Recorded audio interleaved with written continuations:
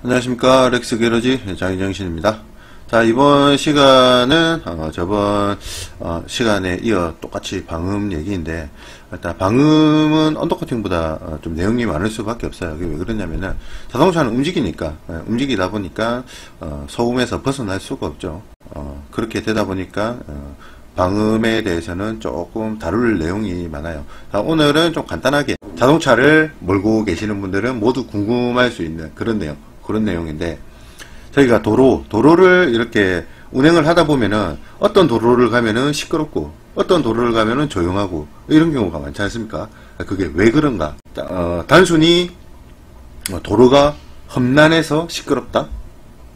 그거는 아니거든요. 이렇게 잘 이렇게 맨들맨들한 도로에도 이렇게 소음이 심한 경우가 되게 많이 있지 않습니까? 특히 고속도로 같은 경우에는 더 그렇고. 오늘은 그런 내용에 대해서 제가 말씀을 드릴 건데, 자동차는 정말 옛날에 비하면 많은 발전을 가져왔어요. 앞으로도 계속 그럴 거고, 자동차는 정말 갈수록 진화되고 있거든요. 실내도 마찬가지고. 옛날 자동차는 이제 엔진 소리가 정말 시끄러웠는데, 엔진 크기도 엄청나게 크지 않습니까? 본넷을 딱 열면 엔진이 막 이만한 게 이렇게 딱 지키고 있는데, 그게 어떻게 보면 또 멋있었어, 저희 때는. 그런데 요즘에는 엔진이 점점 작아지고 있습니다. 엔진이 점점 작아지고 있어요. 이렇게 작아지면서 조용해지고 있죠. 그렇기 때문에 엔진 소음이 작아지면 작아질수록 하부 소음이 증가하게 되거든요.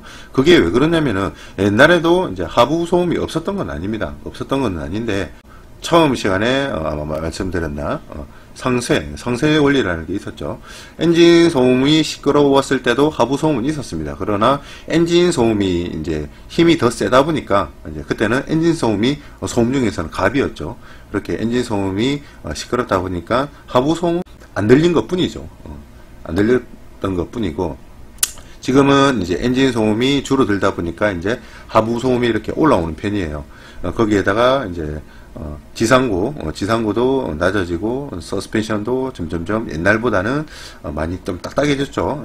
지상고가 낮아지면은 딱딱해질 수밖에 없고, 그로 인해서 이제 타이어도 조금 딱딱해질 수밖에 없거든요. 그런 요건들은 이제 하부 소음을 더욱 유발을 하는 원인이 됩니다.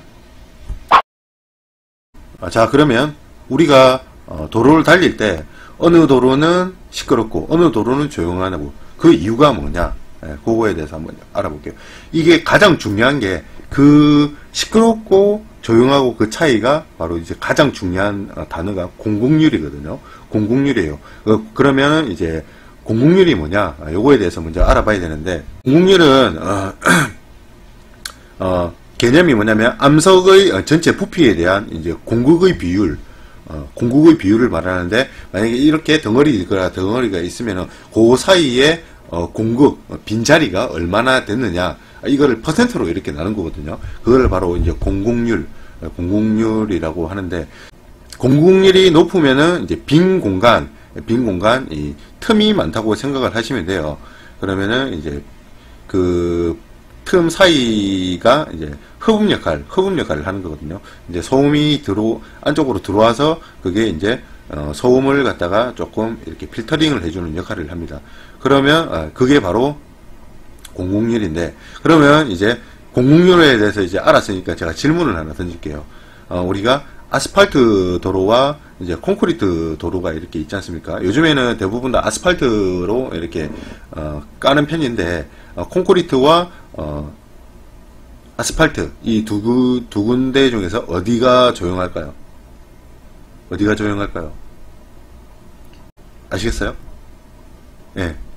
아스팔트가 더 조용하죠. 아스팔트가 시멘트보다 왜 조용하냐면은, 콘크리트 도로는 제가 저번 시간에도 말씀을 드렸지만, 콘크리트는 시멘트는 차음제입니다. 차음제는 뭐라고요? 소리를 반사시켜주는 역할을 하는 거예요. 소리를 막아주는 역할. 그러면 우리가 운행을 쫙 이렇게 하고 있습니다. 운행을 하면은 이렇게 타이어 트레이드가 압축되고 압축 팽창 이런 데서 이런 소리가 나는 편이거든요. 그럼 그런 소음이 하부로 내려갑니다. 이렇게 하부로 내려가고 위로 올라오는 소리도 있을 거예요. 하부로 내려가면 어떻게 돼요? 콘크리트와 그 소음이 만나면은 콘크리트니까는 당연히 반사를 시키겠죠. 그렇게 되면 어떻게 됩니까? 이제 그게 반사로 인해서 이제 하부 실내 위로 올라오는 거죠. 그래서 콘크리트 도로는 시끄러운 거고, 반대로 아스팔트 도로는 어떻겠어요? 소음이 똑같이 이렇게 납니다. 운행을 하면서 소음이 나는데, 밑으로 가는 소음이 어떻게 돼요? 반사가 되는 것도 있겠지만은, 공급률이 높은 아스팔트 도로는 어떻게 되겠어요? 그 아스팔트가 소리를 흡수를 해주겠죠. 그렇게 되면 어떻게 될까요? 당연히 실내는 조용해질 수밖에 없어요.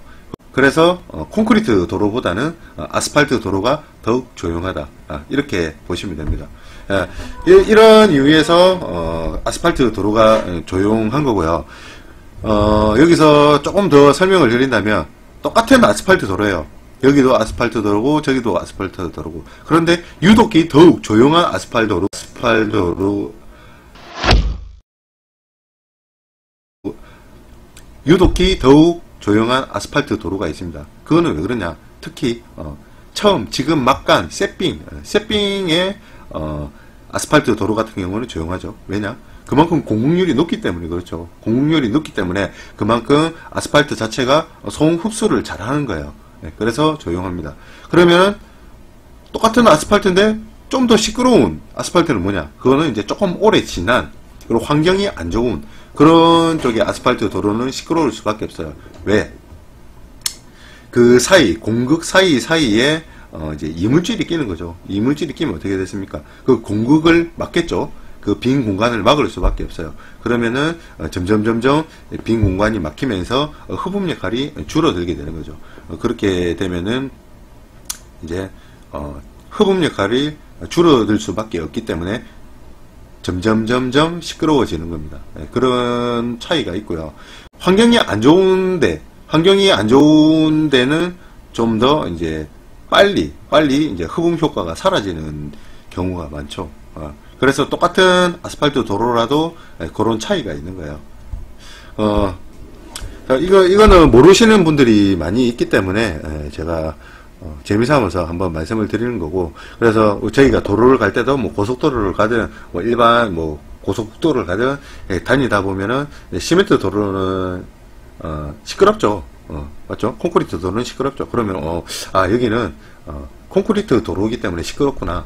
콘크리트는 차음제니까 소리를 반사시켜서 시끄럽구나, 이렇게 생각을 하시면 되고요. 그 다음에 이제 아스팔트 도로에 갔을 때 조용해. 그러면 여기는 아스팔트 도로니까 조용해. 왜? 공급률이 높으니까 아스팔트 자체가 흡음 역할을 하니까 조용해. 이렇게 보시면 되고, 똑같은 아스팔트 도로인데 얘는 조금 시끄럽네. 얘는 공급이 조금 막혔구나. 막혀서 공급률이 좀 떨어지겠구나. 이렇게 생각을 하시면 됩니다. 그냥 운행을 하시다가도 이런 거 도로에 따라 이런 생각을 하시면은 운행이 좀 더 즐거우실 거예요. 오늘은 이렇게 공급률에 대해서 말씀을 드렸습니다. 좋은 꿀팁입니다.